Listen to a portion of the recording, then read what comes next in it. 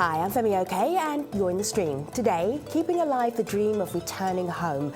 That's the aim of the Great Return March, a non-violent movement that has drawn thousands of Palestinians to Gaza's southern border with Israel over the last 3 weeks. The non-partisan demonstrations have drawn international attention to the plight of Gazans living under an 11-year Israeli blockade. It's a story that many members of our online community, including Teresa Horbach, asked us to look into.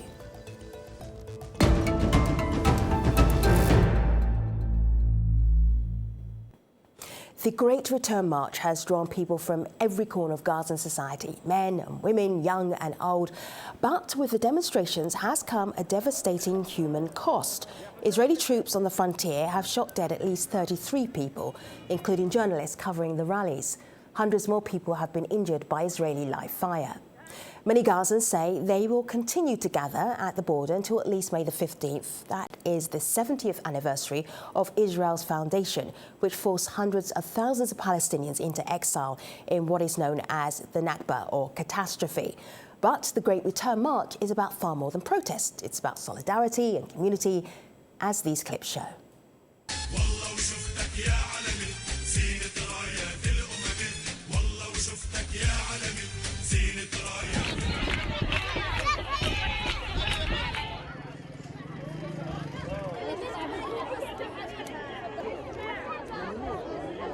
They told us that we are terrorists, we are everything bad in the world, but we are peaceful people. We look for peace, for happy life, for medicine, for cure, for just to live our life. To be human beings, just like that. For more on the Great Return March and prospects for a new wave of Palestinian activism, I'm joined from Gaza by Omar Ghraeb. He is a journalist and activist. Rafat Al-Harariya is an academic and lecturer at the Islamic University of Gaza. He's also the editor of Gaza Writes Back, a collection of writing by young Palestinians. And from the occupied West Bank city of Ramallah, we have Mariam Barghouti. She is a Palestinian-American writer whose political commentary has been featured in the New York Times. Welcome, guests. I'm going to start with a protester. Omar, let me show this tweet to you. Abdurrahim says, "We are dying. We're living under suffocating siege. We aren't getting even our basic rights." I was trying, Omar, to work out how do I explain to our international audience what is it like to live in Gaza? And then right here is your pinned tweet on your Twitter feed, and you do all the work for us. Let's go through this. What is the Gaza blockade? So you can't visit your family outside Gaza. Tell us what that's like, Omar. Definitely. Let me start by saying I'm joining by the phone because, one of the blessings of the blockade is having these ridiculously very long power outages. So I can't go via Skype, unfortunately. Let's start with that. Of course, blockade is something that sounds as worse as it sounds when you say it. You don't have any freedom of movement. And, if it's only the prevention of going out and seeing your family, it would have been kind of okay. But after that, also, if you are a patient that is critically ill and wants to leave out for medication or treatment outside, you can't do that. If you are a student that gets straight A's and has thousands of visas and scholarships, you can't get out. And then, take that and double it for all the people here, whether you're old or young, you want to see family, you want to get out for a vacation, you have an internship, scholarship, you're dying, there's just no way out. So Rafat, it's not hard to imagine how this resentment must build up and up and up and up, and then explodes every few months, years, where people in Gaza, they can't bear it anymore. Is that what's happened with the Great Return March? As a matter of fact, I'm not describing this as a kind of explosion. And I'm not also going to describe what happened, what Israel does to Gaza every 2 or 3 years as explosions, because this is Israel systematically trying to keep Palestinians in Gaza Strip, most of whom are refugees, in their places. So every 2 or 3 years, Israel decides just like that to kill 1,000, 2,000 people, just to remind Palestinians that you can't even live in peace. You can't even demand a better life. Your basic human rights. Now, this Great Return March, the very peaceful, non-violent movement that has started recently, is a reaction to 7 decades of colonialism, of imperialism, of occupation, of death, of destruction, of massacres. Israel is not only occupying Palestinians, Israel is on daily basis is suffocating us, dehumanizing us. This is not a movement for aid, although Gaza Strip is lacking in aid, in medicine, and in movement, like Omar just said.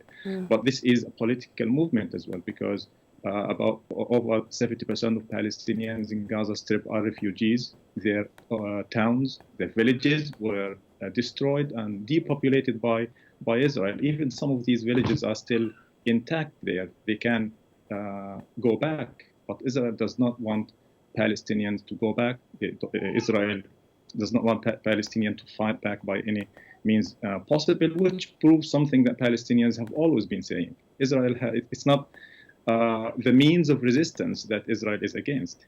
Israel is against the very existence of the Palestinians. Israel does not want Palestinians in Palestine. Israel wants us to push us into the sea, and this is clear in the reaction to peaceful, non-violent demonstrators around Gaza Strip. Mariam, I'm just looking at some of the pictures of the Great Return March, and I'm looking at peaceful protesting. When you look at these pictures, when you've been following what's been happening, how would you describe to the world what's different this time? It's not so much as what's different. We keep presenting this as an anomaly, as Palestinians, being unarmed, going with their bare chests, being sniped down. But Palestinians have been using these tactics of unarmed resistance for decades. It's been used in the first Intifada in the 80s. It's been used even before that in the 30s as a general strike. The call is always to this sense of life. What's new in the most recent 2 decades is that Palestinians are forfeiting factionalism. They're forfeiting what the leaders are presenting in an agenda and pushing their own goals and their own voice. And this is what's also very empowering about this, is that we're reclaiming our narrative as Palestinians. What about the politicians? Are there any politicians involved in this? Sometimes this has been described as a Hamas-backed movement or a non-political movement. Did the people get out there in front of the politicians, and the politicians are running to chase up with the movement that's now already happening? Well, always the politicians, what they do is they use Palestinian mobilization as bargaining chips. In the end, any Palestinian politician doesn't really have any leverage when it comes to Israel. And it's always the people that are putting themselves in the forefront and on the front lines. And instead, you see, whether it's the Palestinian Authority or Hamas or whatever political faction, they monopolize on Palestinian efforts and they try to claim it as theirs. And what's very impressive now in Gaza and elsewhere with Palestinians is them saying, no, you're not going to use this. We have our demands and we're going to push forward with it. Omar, I have to show people this tweet that you shared recently. A Great Return March. I took this video last Friday. The scene was fascinating, the gathering unprecedented. Men, women, old, young, kids, all were defying Israeli terror and snipers all hoping to return. Some guys reacted to Israeli snipers and tear gas with stones and slings. I am going to play this video for our audience.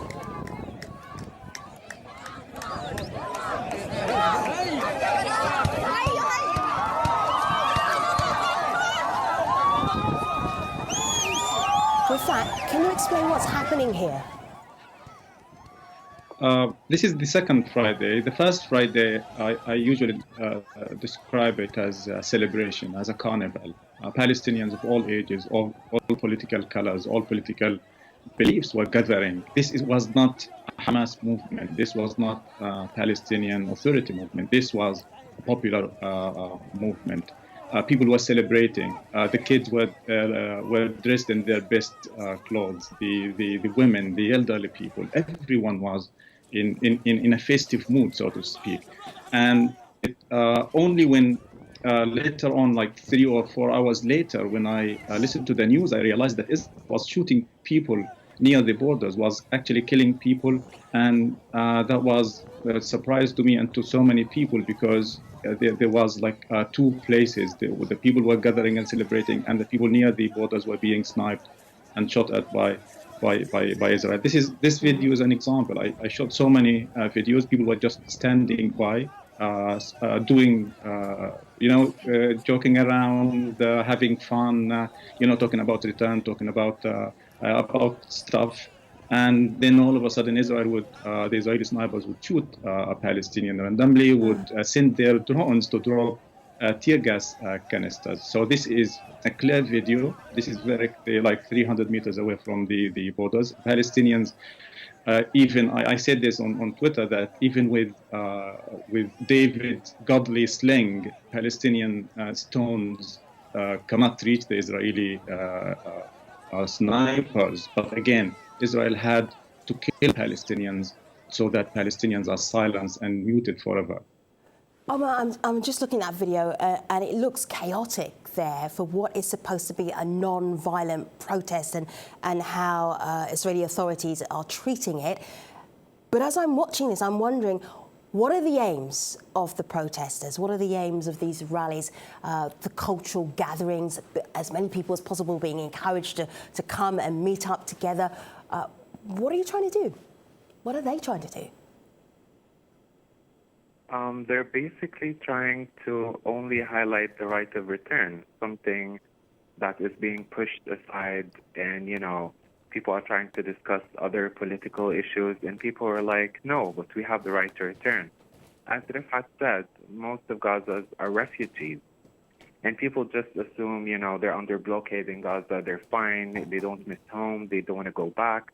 So it was really something that was non-violent, very peaceful, very symbolic. People wanted to gather around, celebrate, sing, do debke. Women were actually like baking bread. There were playgrounds for little children. It started as like something very festive. And, people just wanted to go to the border and look away at the homes that they lost way back.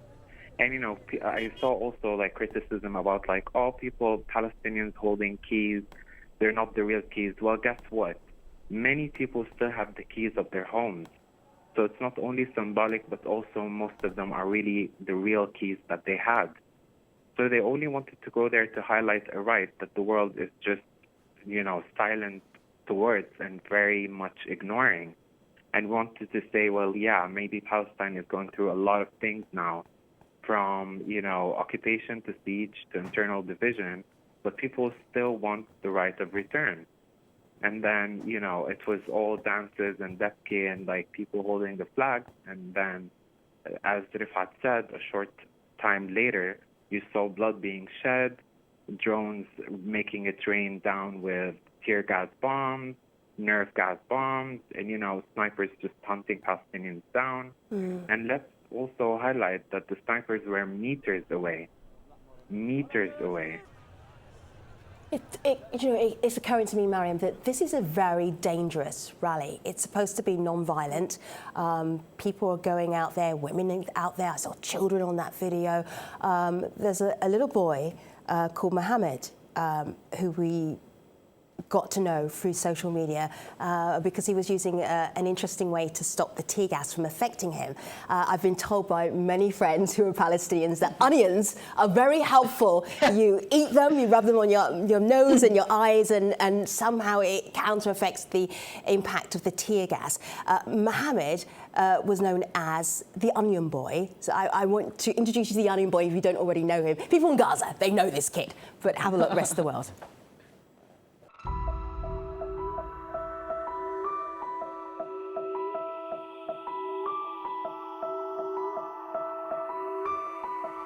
أهلا بك محمد. من وين جاتك الفكرة محمد؟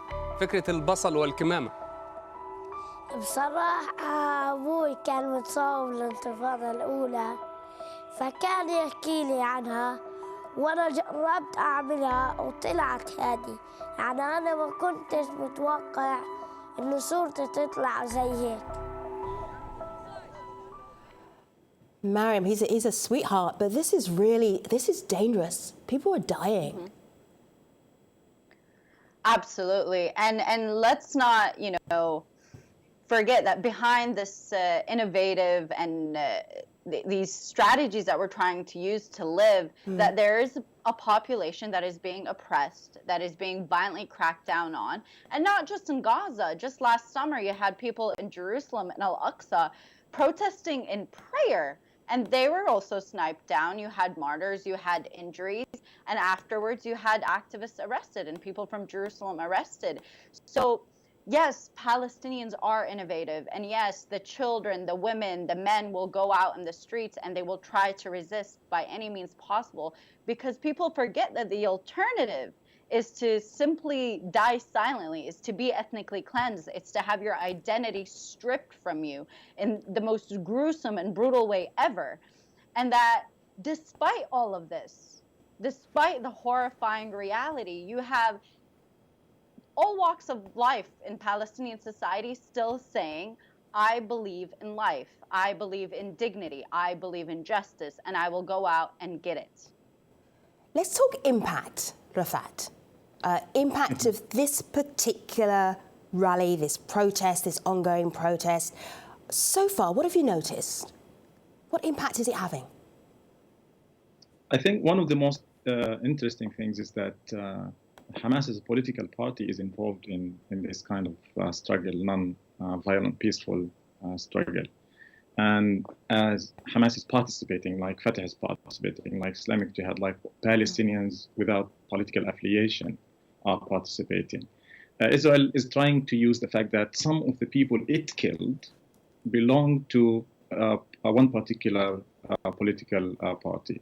And this, in many ways, this is good to the march itself, to the Palestinian struggle in general. The fact that Palestinians who belong to political parties, to armed Palestinian resistance wings, that they chose to drop their weapons for a while and participate with other Palestinians, march, protest without carrying their arms. The fact that they chose to do this is good for the struggle and also good for Hamas, because everyone is pushing Hamas, towards a particular position where the armed struggle is not the only means of resistance. And I can see that Hamas, along with Islamic Jihad and other Palestinian political parties, pushing towards this or choosing this, means of struggle as another possible alternative. This is good.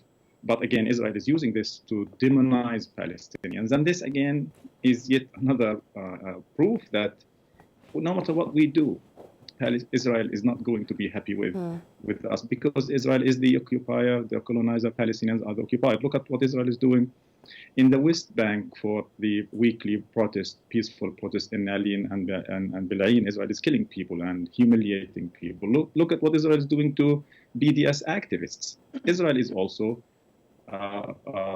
suffocating those people, even preventing Jewish people involved in activism from coming to Palestine. So again, I have to say this again, it's not what we do, it's actually our very existence that Israel hates. Yeah, it's interesting, Rafat, you mentioned the word demonize, and Sharon Tierney shared this with us on Twitter. He said, two swathes of the Israeli and international media have gone out of their way to demonize and discredit the Great Return March, giving people no context regarding how terrible life is for the 1.8 million people of Gaza, or the mass displacement when forced them to move there.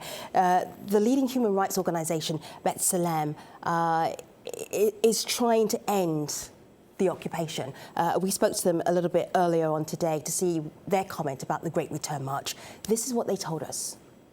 Israel is treating the protests in Gaza as it has handled similar events in the past, meaning using lethal force in a broad and unlawful way, then issuing legal interpretations which are completely baseless but are designed to justify the policy. and then beginning a process of whitewashing the crimes almost immediately, among other things by declaring the opening of an investigation which we know will yield no meaningful results, meaning will hold no one to account. I just want to remind everybody who's outside of Israel and the Palestinian occupied territories what the map looks like. So have a look at the map and you'll see Gaza Strip to one side, and then you will see the way that the territories are actually split. And I think that's important for you to see that, because Nafiu says a unified resistance movement is next to impossible in occupied Palestine. If Yasser Arafat and George Hasbula couldn't unite Palestinian resistance under one organisation, I doubt if anyone can do so today. Mariam, thoughts? Yes. I always have a huge problem when anyone just tries to criticize Palestinians and say, you know, you're divided. The issue is not whether or not we can unite and come together. There's a colonial strategy that is divide and conquer. The using and saying, well, Palestinians can't unite is again just placing it on the Palestinians. The issue that there shouldn't be an occupation. We should focus our narrative on talking about how there is Israel is using the military court system, that it's using laws, that it's using violence and psychological warfare on Palestinians. It's not whether or not can Palestinians unite. There's no country in the world where the people are 100% united. We have a very clear goal, and that is liberation and living in dignity. And it should stop there, and we should start focusing the narrative that there is a colonization happening here, and it should not be happening in the 21st century. Omar, what do you think might happen to the Great Return March, the activism, the people power that's been utilised over the last couple of weeks? After Nakba Day, then what? First, let me go back to Miriam's point. I totally agree. Like, even divided Palestinians agree on the same goal of liberation, dignity, peace, decolonization, and all that. So don't blame us for, like, occupation because we didn't do it. Going back to the Great Return March, I think people are still going to go there and, you know, demand their rights and still show the world that this is a peaceful people's movement, even if, you know, Israel is trying to portray it as a political move, or some of the Palestinian factions tried to hijack it or take credit for something that they didn't organize. Of course, Palestinians, whether affiliated to a certain faction or not, were there, but it, you know, the majority are just people, families, normal Palestinians that doesn't have maybe a political background. So they're going to still go there, and they're going to still demand their rights and show that, you know, Gaza, you know, of course, Palestine, but then again, Gaza exists and people live here, and we're not all dangerous, just like Lieberman said. And, you know, violent clashes, like the mainstream media says, this is a total false lie. Just like they tried to portray Yasser Murtaza as a part of the Hamas movement. Well, Yasser Murtaza started a company funded by U.S. aid. So do you think if Yasser was a part of Hamas, that he would be able to take a grant from the U.S. aid? And, you know, they say he was trying to spy or whatever. If you see his video, it's only from our side, showing what's happening here, showing the kids, showing the families. It's just ridiculous. So I hope this movement catapults. We never have enough time to talk about what's happening amongst Palestinians. I'm going to ask very quickly, everybody, is this a new movement that we're seeing, Mariam? Is this a new movement? Absolutely not. This is building on years and decades of what Palestinians have been doing. Not a new movement. And in the end, no matter how we're resisting, the point is that we are resisting. And in the end, what should be in question is not whether this is a new movement or not whether how Palestinians should be resisting, but the fact that there should not be a colonization happening on this land. Let me just leave you with some pictures. These pictures were posted by Rafat, and it just made me just look at how extraordinary life must be for when women and children do this because of where they live.